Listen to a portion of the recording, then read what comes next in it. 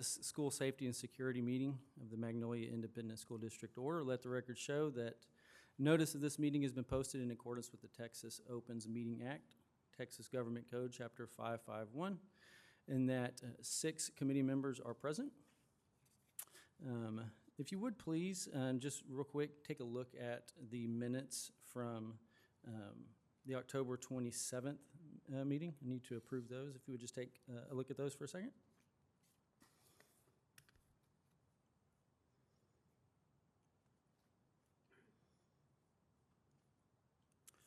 Okay, I need a motion to approve minutes from the Safety and Security meeting held on October 27th. Motion by, okay, Kate Hope, seconded by Ms. Boyd. All in favor? All right, thank you. All right, so first thing on the list is the Raptor Silent Panic Alert implementation. So just kind of an update on that. We've worked on this, I guess, kind of throughout the year. We had previously been using the Rave app. And the Rave app had a lot of limitations, and so we decided to do away with the Rave app and go with something that we thought was a little bit better. And so we've been implementing the Raptor system over the course of this school year. And at this point, I think, Brad, everything is pretty much implemented. Everyone's been trained up, and so that platform is up and going. So it's much better than the one we were previously using, so we're happy with that. And it aligns with our sign-in, at each campus in terms of everyone signing in. So it's a good system for us to use. So that is now underway, and glad that that is done. Any questions on any of that? Okay. Next thing is the active intruder drills. As you know, we do active intruder training throughout the year. And so at this point now, I think last month, we got all of those completed. So every campus has gone through those drills with ARC, and so all those are taken care of. And so glad to get that done, and that checked off the list. Any questions on the active intruder drills? Okay. Next, the emergency tabletop exercise, the campus reunification plans. So back in, I don't remember the month.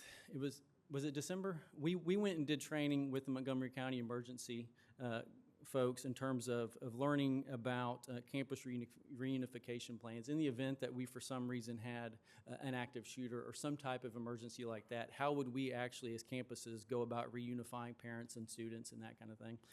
And so we did that with them kind of from a district standpoint, and we thought that it would probably be a good idea to have those folks come in and go through that same process with every campus in the event that we ever need to have to do that. So we are going to be doing that at some point this summer is what we're hoping to do. They're going to come in and go through the same training with each campus that they did with all of the district folks from around the area.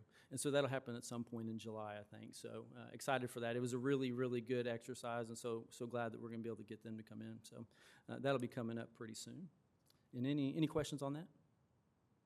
Okay. And last thing, the campus emergency operating procedures template. So this is something that went out to campuses last week, something that Brad has been working on. Essentially, to put a template out that kind of uniform is more uniform for all of our campuses. What we found is whenever it came to different emergency operating procedures, every campus kind of had their own thing. They did their own thing, and we felt like it needed to be a bit more uniform. And so Brad put some stuff together to that end. And so that's going out.